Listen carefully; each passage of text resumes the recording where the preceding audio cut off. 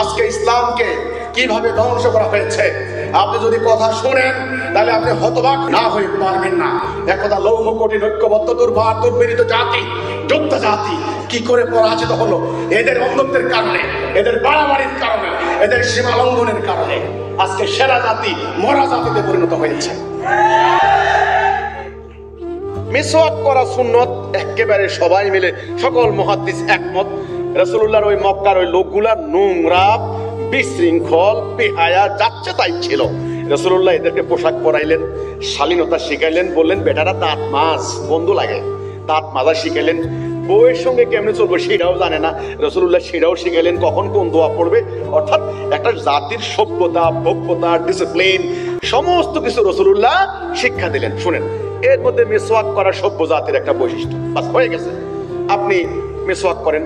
কেউ কেউ বলে প্রত্যেক ওয়াক্ত নামাজের আগে রাসূলুল্লাহ মিসওয়াক করতেন, তো ভালো লাগলে আপনি করেন না। আমাদের স্বাস্থ্য বিজ্ঞানীরা বলে অন্তত 2 বার করবেন, ঘুমানোর আগে একবার আর সকালবেলা নাস্তা করার পরে একবার, অন্তত 2 বার। বাস, অতিরিক্ত যে কোনো জিনিসে খারাপ। এবার ফতোয়ার কিতাবের বাড়াবাড়ি কি হয়েছে? ডান দিক থেকে নাকি বাম দিক থেকে?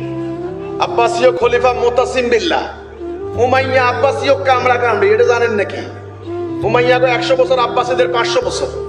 রাসূলুল্লাহর খেলাফত খোলাফায়ে রাশিদুন যখন ধ্বংস হয়ে গিয়েছে ওই আলী আর মুয়াবিয়ার দুঃখজনক যুদ্ধের পর, এরপর থেকে খেলাফত শেষ। তখন উমাইয়া আব্বাসীয় কামড়া কামড়ি স্টার্ট। উমাইয়ারে গেছে 100 বছর, আব্বাসীরা গেল 500 বছর। এরপরে তুর্কি তাতার পাঠান অনেক গেছে, ফাতিমীয় ওই মিশরে গেছে, ফাতিমীয় টুকরা টুকরা হয়ে গেছে। শুনেন, খলিফা মুতাসিম বিল্লাহ আব্বাসীয় খলিফা, তিনি তখন খেলাফতের আসনে আসেন। ওরে বাবা, মসজিদ সোনায় মোড়ানো, মিম্বর সোনার, চেয়ার সোনার। খলিফা তো খলিফা না, কাইত্য শোয় না, বালিশগুলা সোনার, রেশমের, স্বর্ণ দেওয়া। তখন চতুর্দিকে বাগদাদের দেওয়াল ঘেরা, বাগদাদ জ্ঞান বিজ্ঞানের পাদপীঠ দুনিয়ার। এত সোনা দানা জমা করেছো তোমরা, আর দুনিয়ার মানুষ তখন নিপীড়িত, নির্যাতিত। তোমাদের কথা ছিল নিপীড়িত মানুষের মুক্তির জন্য তোমরা ছুটে যাবে, মানবতা প্রতিষ্ঠা করার জন্য তোমরা বাগদাদে বসে বসে হেরেনখানা খুলেছ। আচ্ছা শুনেন, তর্কের বিষয়, তর্কের সাবজেক্ট হলো মিসওয়াক ডান দিক থেকে নাকি বাম দিক থেকে। একদল ডান দিকে, একদল বাম দিকে, 2 দল 2 দিকে হয়ে গেল।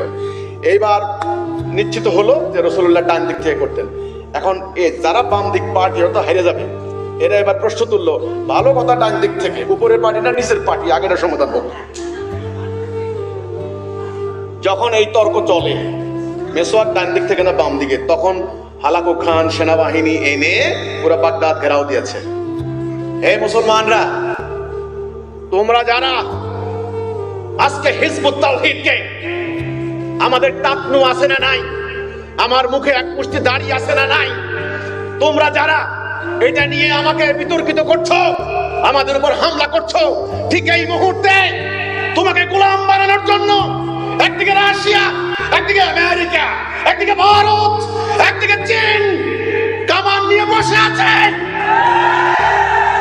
যদি আমার রাস্তা পরিষ্কার না করো, তোমার দেশ থাকবে না, তোমার ইমান থাকবে না, তোমার নারীর ইজ্জত থাকবে না।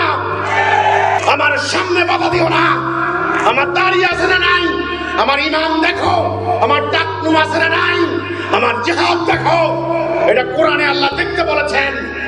আজ থেকে 1000 বছর আগে হালাকু খানের সামনে বাগদাদের মুসলমানদের যে দশা হয়েছিল, তোমাদের সেই দশা হবে।